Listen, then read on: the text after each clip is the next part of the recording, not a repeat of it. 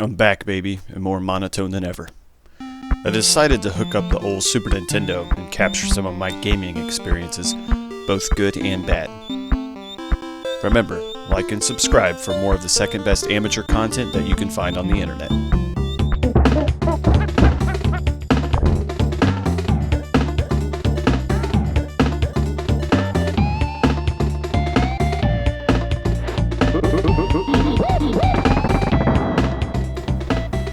Now, I'm old as shit, but back in my day, there were these places called Blockbuster and Movie Gallery, and you could rent video games.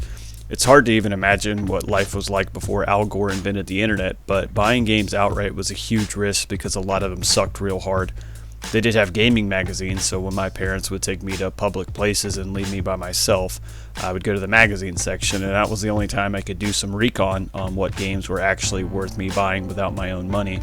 Plus, later these magazines would start having the demo disc that you were supposed to steal out of, I think. But seriously, it's hard to even think what it was like back then. Games were really hard, comparatively speaking, to what we have in the modern era, and there weren't too many outlets other than word of mouth unless you were rich and you could get a strategy guide. Or if you did have the internet and you were willing to wait 3 hours to load up a web page to read something, you couldn't just bring up a YouTube video and get your hand held through a game. I'm like, how the hell do I beat this guy? Why is he laughing at me? Don't get me wrong, Final Fantasy 3 or 6 or whatever this is great, but damn. And look at this gym. If only you know Ness from Smash Bros, you're scrubbed. This game actually did have a strategy guide for. It had these terrible scratch and sniff cards where you could smell the bad guys in the game. They were disgusting too. My second grade teacher took them and I never got them back, but I hope they fell into the right hands. But I mean, these are RPGs. Super Nintendo had some elite RPGs, and they're going to hold up better than a lot of these other games that I'm going to get to for obvious reasons. So also elite company would be the side-scrolling platformers, which it's not like RPGs or platformers were a new thing, as the OG Nintendo console had them in bunches, but Super Nintendo had some really good ones. I mean, in my opinion, Donkey Kong Country is the best side-scrolling platformer ever, and going back and playing it, I was pleasantly reminded of how good it looks even now. Donkey Kong Country also reminded me of how nice it was for almost all of those games to include save points, because before that, a lot of games were a one-shot sit-down playthrough. You also had your side-scrolling shoot-'em-up games continue to succeed and be lots of fun, and you had like 78 Mega Man games at this point or something. This was a good era for beat-em-ups as well. You had Turtles in Time, which was an absolute unit. A lot of arcade-style beat-em-ups. You had your Double Dragons and Battletoad games in rotation.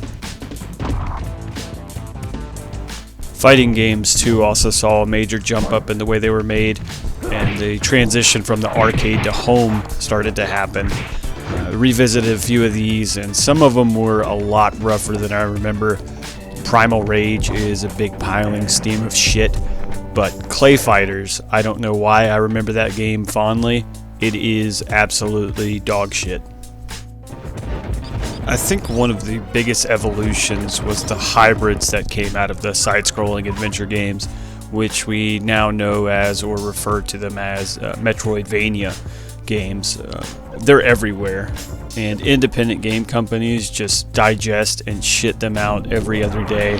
And yeah, there are some great ones out there that I can think of off the top of my head. Axiom Verge, the Ori games, Dead Cells I know was inspired by them, Hollow Knight is beloved, and they're all fine.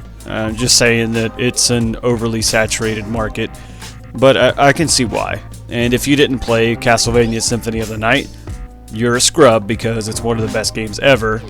But I can't really talk about that game because it wasn't on the Super Nintendo. But you know what was? Super Metroid.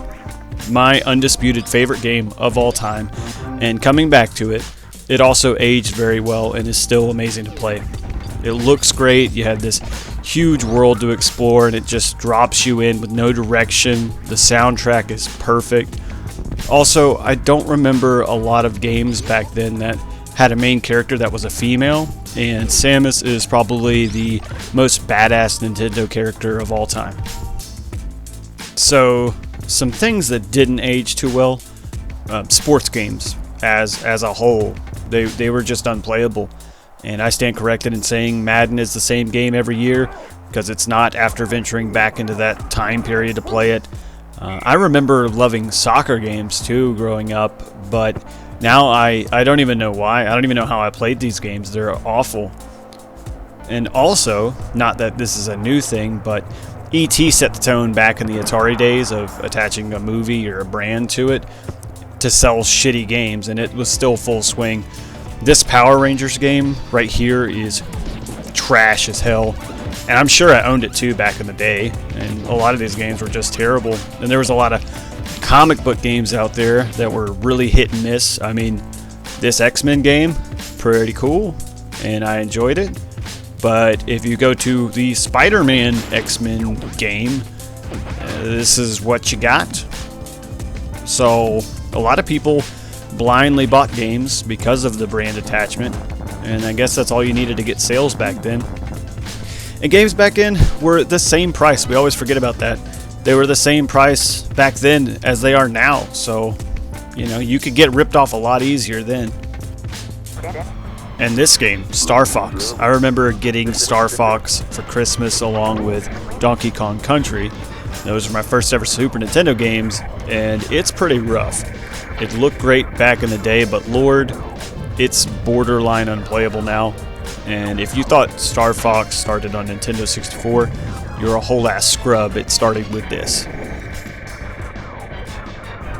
So I probably played a total of about 40 games making this video, and maybe 10 of the games I actually enjoyed. We are in a spoiled era. We have game previews galore, beta testing. We can watch video reviews to see if it's a game we think is worth our money. I still pre-ordered Anthem like a dummy, but whatever. We're not going to talk about that. I'm going to make a bold statement and say that modern gaming has improved in quality because of the exposure. And I'm not counting graphics, as that's obviously the only guaranteed evolution as games continue to move forward. But I do think the ratio of good to shitty is better now. Plus, I'm a big fan of things like Game Pass and free-to-play games that allow you to expand your library without having to cut into your wallet. I will say one thing that recently died off that I really liked was Redbox game rentals. I loved grabbing a game heading into my weekend and being able to do a full playthrough of it and returning it on the Sunday. And it only cost you like $7 to sit down and do that for the weekend. Anyway, thanks for watching. I think that's about it. I'm not sure what video I'm going to do next, so if you have an idea, leave a comment, and maybe that'll give me a shove in the right direction. Maybe I'll even do something like a top 5 reasons I suck at Smite. Probably not. I don't know.